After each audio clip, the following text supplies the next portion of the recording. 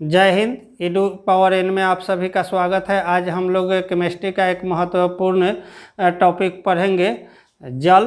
और जो इसका फर्स्ट पार्ट हो चुका है और आज हम लोग सेकेंड पार्ट के बारे में जानेंगे और इससे संबंधित महत्वपूर्ण जानकारी प्राप्त करेंगे। तो चलिए हम लोग देखते हैं कि जल से संबंधित जो महत्वपूर्ण जानकारी है। तो हम लोग सबसे पहले देखे थे कि जल जो है एक क्या है कि अकार्बनिक यौगिक है और इसका जो रासायनिक सूत्र होता है H2O होता है। और जल का pH जो होते हैं 7 होते हैं, उदासीन होते हैं, ये रासायनिक प्रक्रिया में भाग नहीं लेते हैं। और इनका बॉइलिंग पॉइंट जो होता है वो क्या होता है 100 डिग्री C होता है।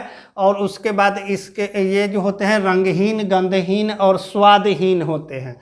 और घनत्व जो होता है इनका अधिकतम घनत्व 4 डिग्री C पर होता है। और इनका जो जमने का ताप जो होता है वो होता है 0 डिग्री सेंटीग्रेड पर ये क्या हो जाते हैं, बर्फ बन जाते हैं। अब आगे हम लोग देखते हैं कि जल मुख्य रूप से 4 प्रकार के होते हैं। और ये 4 प्रकार जो हैं सबसे पहला जो है वो आसूत जल है, और दूसरा है मृदुल जल, और तीसरा कठोर जल, और चौथा भारी जल। आसूत जल को हम लोग डिस्टिल्ड वाटर, डियोनाइज वाटर भी कहते हैं। और मृदुल जल को सॉफ्ट वाटर, जबकि कठोर जल को हार्ड वाटर कहते हैं। और भारी जल को हेवी वाटर कहते हैं। इसका जो रासायनिक सूत्र होते हैं उसको हम लोग देखेंगे। कभी कभी रासायनिक सूत्र से भी प्रश्न पूछ लिए जाते हैं। तो जो शुद्ध जल का जो रासायनिक सूत्र होते हैं H2O। और जो मृदुल जल होता है यह भी एक जल का ही प्रकार है जो हम लोग सामान्य रूप से पेयजल के रूप में उपयोग करते हैं। और इसका जो होता है H2 प्लस Na और प्लस Ca प्लस Mg, मतलब कहने का मतलब H2 के साथ इसमें कुछ सोडियम मिले होते हैं, कुछ कैल्शियम और कुछ मैग्नीशियम मिले होते हैं। इसी को हम लोग क्या कहते हैं, सॉफ्ट वाटर कहते हैं, जिसको मृदुल जल कहते हैं। और ये मानव जीवन के लिए काफ़ी उपयोगी होता है और इसको हम लोग पेय पदार्थ के रूप में क्या करते हैं, उपयोग करते हैं। अब आगे देखते हैं कठोर जल। आज का मुख्य टॉपिक जो है कठोर जल ही है। हम लोग आसूत जल और मृदुल जल पढ़ चुके हैं। कठोर जल के बारे में आज हम लोग महत्वपूर्ण जानकारी प्राप्त करेंगे जो प्रतियोगी परीक्षाओं में इससे प्रश्न पूछे जाते हैं। तो इसका जो सूत्र है, रासायनिक सूत्र होता है H2O प्लस क्या होते हैं Ca, कैल्शियम और मैग्नीशियम होते हैं। अब इसके बारे में हम विस्तृत चर्चा करेंगे और जानेंगे। और ये कठोर जल जो होते हैं मुख्य रूप से 2 प्रकार के होते हैं। कठोर जल क्या होते हैं, मुख्य रूप से 2 प्रकार के होते हैं। एक तो होते हैं बाइकार्बोनेट, यानी कि कैल्शियम का बाइकार्बोनेट होता है, और एक क्लोराइड सल्फेट होते हैं। ये बाइसल्फेट जो होते हैं एक क्या होते हैं, अस्थाई कठोर होते हैं और एक अस्थाई कठोर होते हैं। अब हम लोग देखते हैं जल का शुद्धिकरण। हम लोग देखे थे पिछले टॉपिक में कि जल का शुद्धिकरण जो है आसवन विधि से, जिसमें बीकर का फिगर बना के बताया गया था, वो एक जल का शुद्धिकरण करने का एक विधि है। और दूसरा जो है जल को हम लोग रोगाणुनाश के लिए, रोगाणु मुक्त करने के लिए क्या करते हैं, क्लोरीन का भी प्रयोग करते हैं। क्लोरीन का प्रयोग क्या होता है, ये इससे जितने भी जल में जो बैक्टीरिया, वायरस या अन्य सूक्ष्म जीव होते हैं जो शरीर, मानव शरीर के लिए हानिकारक होते हैं, उसको या उसमें जो अशुद्धि होती है उसको हम लोग ख़त्म करने के लिए क्या करते हैं, क्लोरीन का भी प्रयोग करते हैं। इसके द्वारा भी जल का शुद्धिकरण किया जाता है। और एक वैद्युत अपघट्ट विधि के द्वारा भी क्या होते हैं, जल का शुद्धिकरण किया जाता है। और एक क्या होता है, अभी आधुनिक युग में अल्ट्रावायलेट रे के द्वारा भी जल को शुद्ध किया जाता है। अल्ट्रावायलेट रे, जल किसी बीकर या कहीं पे रखा हुआ है और वहाँ से क्या होते हैं, अल्ट्रावायलेट रे को गुजारा जाता है, तो उसमें जो सूक्ष्म जीव या अन्य जो हानिकारक पदार्थ है वो क्या होते हैं, उसमें किल हो जाते हैं, मर जाते हैं और वो समाप्त हो जाता है। वो जल जो होता है शुद्ध हो जाता है। तो ये सब जल का शुद्धिकरण करने का एक क्या है विधि है। अब हम लोग जानते हैं, आज जो हम लोग जानेंगे कठोर जल के बारे में, हेवी वाटर के बारे में जानेंगे, हार्ड वाटर के बारे में जानेंगे। और ये इनका संरचना सूत्र जो होता है H2O प्लस Ca और Mg होता है। अब हम लोग आगे देखते हैं, कठोर जल की कुछ विशेषताएं होती है, कुछ खासियत होती है, और इन्हीं खासियत से प्रश्न पूछे जाते हैं, इन्हीं विशेषताओं से प्रश्न पूछे जाते हैं। तो ध्यान से देखेंगे। सबसे पहले हम लोग कठोर जल को तो हार्ड वाटर कहते हैं, और हार्ड वाटर जो है H2O plus Ca plus Mg का बना होता है। अब हम लोग देखते हैं कठोर जल की एक मुख्य सबसे बड़ी विशेषता होती है, साबुन से कम झाग देता है। साबुन या जो अपमार्जक होते हैं डिटर्जेंट, उससे क्या करते हैं कि उसमें कम झाग आ पाता है उसके जल के कठोरता के कारण।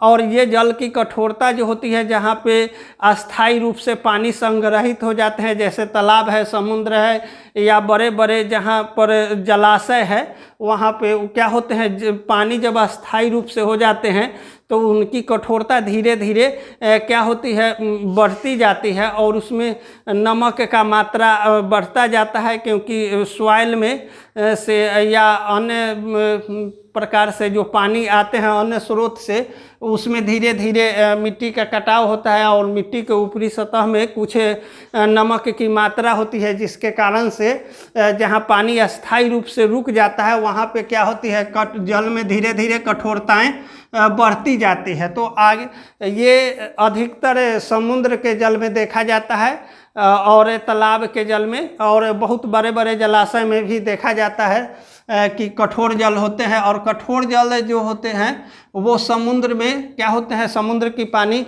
हम लोग सामान्य तौर पर उस पानी का उपयोग नहीं कर सकते हैं, वो क्योंकि अधिक ज़्यादा क्या होता है, नमकीन होता है, इस कारण से। अब हम लोग देखते हैं H2O प्लस Ca और Mg क्या है।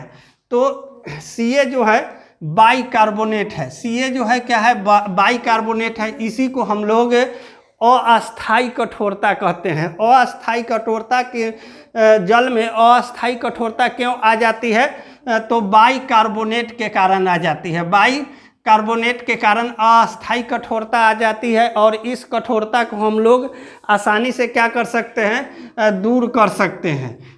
ये कठोरता जो होती है आसानी से इसको हम लोग दूर कर सकते हैं थोड़ा सा प्रयास के द्वारा। लेकिन दूसरा जो होता है क्लोराइड सल्फेट, जो Mg कहलाता है, क्लोराइड सल्फेट अस्थायी कठोरता लाती है, अस्थायी कठोरता लाती है। क्या लाती है, अस्थायी कठोरता। इसको हम लोग जल्दी से और साधारण विधि से इसको नॉर्मल जल में नहीं बदल सकते हैं। तो सबसे पहले हम लोग देखते हैं कि अस्थायी कठोरता। अस्थायी कठोरता क्या है, अस्थायी कठोरता जो है इसको हम लोग अधिक समय तक नहीं रहती है। ये अस्थायी कठोरता जो है अधिक समय तक जल में नहीं रहती है। जैसे मान लीजिए कि वर्षा का पानी हुआ और पानी की मात्रा बढ़ गई, तो उसमें जो खारापन है पानी में वो धीरे धीरे कम हो जाता है, और जब पानी की मात्रा कमने लगती है तो धीरे धीरे क्या होता है, उसमें अधिक कठोर हो जाते हैं। और इसी कठोरता को दूर करने के लिए देखेंगे कि जब ठंड का दिन होता है या पानी में ज़्यादा कठोर हो जाते हैं तालाब के पानी में, तो क्या होता है, जलीय जीव मरने लगते हैं, किल होने लगते हैं। तो उस समय में क्या होता है, उसमें चूना या कैल्शियम का प्रयोग किया जाता है। ये इसको हम लोग अस्थायी कठोरता को टेम्पोररी हार्डनेस कहते हैं, और ये आसानी से दूर हो जाती है। इसको हम लोग आसानी से दूर कर देते हैं, और इस दूर करने के लिए क्या करते हैं, उबाल कर इसको हम लोग जब अस्थायी कठोरता को उबालने के लिए क्या करते हैं कि सफ़ेद उबालते हैं। तो सब ये क्या होता है, जब हम पानी को उबालते हैं नॉर्मल जो कठोर पानी है, तो वो क्या होते हैं, धीरे धीरे गर्म होते हैं, और गर्म होने के बाद में क्या होते हैं कि पेंदी में, जिस बर्तन में हम पानी को गर्म करते हैं, तो सफ़ेद रंग का वो क्या करते हैं, अवक्षेप छोड़ देते हैं। और वो शुद्ध जल जो होता है ऊपर भाप बनकर वाइब्रेशन बनकर, जैसा कि हम लोग इस आसवन विधि में हम लोग देखे हैं कि शुद्ध जल क्या होता है दूसरे पॉट में चला जाता है। तो यहाँ हम लोग उबाल कर भी इसकी कठोरता को क्या करते हैं, दूर कर लेते हैं। और एक इस कठोर जल को सामान्य रूप से क्या करते हैं कि ख़त्म करने के लिए कलार्क विधि है। कलार्क विधि में क्या होता है कि बुझा हुआ चूना CaOH का प्रयोग करके CaOH का प्रयोग करके क्या करते हैं, उसकी अस्थायी कठोरता को हम लोग क्या कर देते हैं, दूर कर देते हैं। तो ये प्रश्न पूछे जाते हैं और कई एक एग्जाम में पूछे भी गए हैं कि किस विधि के द्वारा अस्थायी कठोरता को दूर किया जाता है। तो कलार्क विधि के द्वारा अस्थायी कठोरता को क्या किया जाता है, दूर किया जाता है। और ये कलार्क विधि में क्या किया जाता है, तो कलार्क विधि में मुख्य रूप से बुझा हुआ चूना जो कि हम लोग उपयोग करते हैं सामान्य तौर पर रंगाई पोताई में जो चूना हम प्रयोग करते हैं, उसी चूना का प्रयोग किया जाता है जब जल में। तो क्या होती है, उसकी कठोरता खत्म हो जाती है और जलीय जीव क्या होते हैं, फिर से सुरक्षित रह जाते हैं। अब आगे हम लोग देखते हैं अस्थायी कठोरता। अस्थायी कठोरता क्या है, तो अस्थायी कठोरता नाम से ही हम लोग जान रहे हैं कि परमानेंट हार्डनेस, मतलब वह अस्थायी रूप से कठोर है। इसको हटाने के लिए, इस कठोरता को हटाने के लिए एक जटिल विधि का उपयोग होगा। तो ये अधिक समय तक कायम रहते हैं जल में। ये सामान्य तौर पर नॉर्मली रूप से ये कम बेश नहीं हो सकते हैं। ये हमेशा के लिए क्या रहते हैं, परमानेंट हार्डनेस बनाए हुए रखते हैं। अब इनको दूर करने के लिए हम लोग क्या करते हैं, परम्यूटेट विधि होता है। परम्यूटेट विधि जिसमें क्या होता है, जियोलाइट का प्रयोग किया जाता है। जियोलाइट क्या होते हैं, ये जियोलाइट एक रासायनिक केमिकल हैं। ये जियोलाइट जो होते हैं परम्यूटेट विधि में प्रयोग किए जाते हैं। और जब जियोलाइट का प्रयोग किया जाता है जल में, तो जो अस्थायी कठोर जल होते हैं वो क्या होते हैं, धीरे धीरे नॉर्मल जल में बदलने लगते हैं। जल की कठोरता धीरे धीरे कम होने लगती है और वो फिर से सामान्य रूप में आ जाते हैं, उनकी कठोरता समाप्त हो जाती है। अब हम लोग देखते हैं कि कठोर जल जो होते हैं Na2CO3, Na2CO3, कभी कभी ये रासायनिक सूत्र भी पूछे जाते हैं कि अस्थायी कठोरता को, जल की अस्थायी कठोरता को हम लोग क्या कहते हैं, तो Na2CO3 यानी कि सोडियम कार्बोनेट। सोडियम कार्बोनेट को हम लोग अस्थायी कठोरता कहते हैं। अब आगे हम लोग देखते हैं कि सॉफ्ट वाटर, ये पहचान हम लोग कैसे पाएंगे कि कौन सा जल जो है कठोर है और कौन सा मृदुल है। तो मृदुल जल सामान्य रूप से जो मृदुल जल है जो हम लोग पीते हैं, उसमें जो होते हैं सॉफ्ट वाटर जो होते हैं उनका जो होता है 0 से 60 mg पर लीटर, उनका अपना एक नेचर है पानी का। उनकी कठोरता जो होगी ज़्यादा से ज़्यादा 60 तक, 0 से 60 तक रहेगी। उतना कठोर तक हम लोग उस पानी को उपयोग कर सकते हैं। लेकिन हार्ड वाटर में क्या होता है, मोर देन मतलब ज़्यादा, 60 से भी ज़्यादा क्या होती है, उसमें कठोरता आ जाती है पर लीटर। 60 से भी ज़्यादा जब उसमें कठोरता आ जाती है तो उसको हम लोग कठोर जल या हार्ड वाटर कहने लगते हैं। इस प्रकार हम लोगों ने जल से संबंधित विभिन्न महत्वपूर्ण जानकारियाँ प्राप्त किए और जो प्रतियोगी परीक्षाओं में पूछे जाते हैं। और आज मेरे द्वारा बताई गई जानकारी आप सभी को अच्छा लगा होगा तो मेरे चैनल को लाइक शेयर सब्सक्राइब करेंगे। और मिलते हैं हम लोग नेक्स्ट वीडियो में, तब तक के लिए जय हिंद जय भारत।